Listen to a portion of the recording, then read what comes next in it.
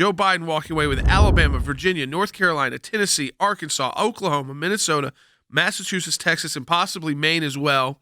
And Bernie Sanders only walking away with Vermont, Colorado, Utah, and yes, California. But I will tell you that Joe Biden did pretty well in California, so he's not walking away with a huge amount of delegates, which means, yes, by the end of all the counting, it may be close, but Joe Biden is in the lead. He's got 453 delegates now to Bernie Sanders 382, Elizabeth Warren 50, Mike Bloomberg had 44. He has that was $5 million per delegate, 5.1. Don't leave out the $100,000. It's still a lot per delegate. I mean, but again, he's dropped out. I think Elizabeth Warren will drop out today. There will be an influx now. We know of resources from Mike Bloomberg, who has dropped out of the race after spending an unbelievable $5.1 million on each Super Tuesday delegate he won. $5 million for each delegate. He dropped out, but he also pledged to keep his campaign apparatus, including his data and all field staff, working. So kind of like a super PAC for Joe Biden. That is something that Joe Biden's campaign was missing.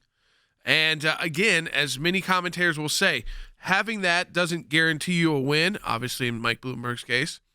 But when you put momentum together with that, it certainly gives you a better than a fighting chance now.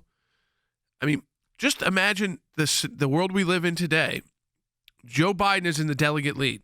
He is now leading Bernie Sanders in states won, big there, and in actual delegates. 453 delegates for Joe Biden, 382 for Bernie Sanders. Now, it could tighten up as California continues to come in.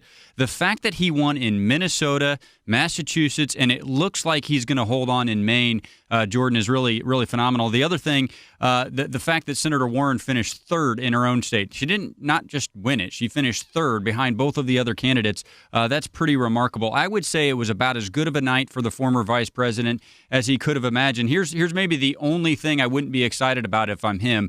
Jordan, if there's a candidate who can snatch defeat from the jaws of victory, it's probably the former vice president. So look, if you want to be any of these candidates, you definitely want to be him. He is now the front runner with all the momentum.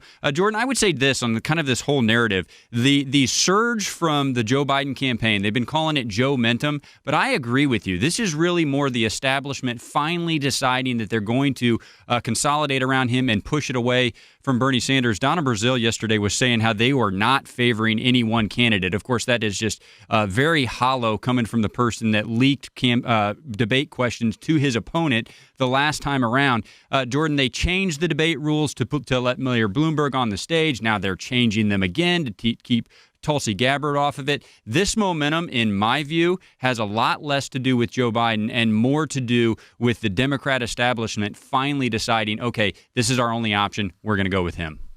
The big takeaway here, folks, is that the race is a two-person race. There's only 3 candidates left in it right now. Think about that. That field has gone from 7 to 3 in days.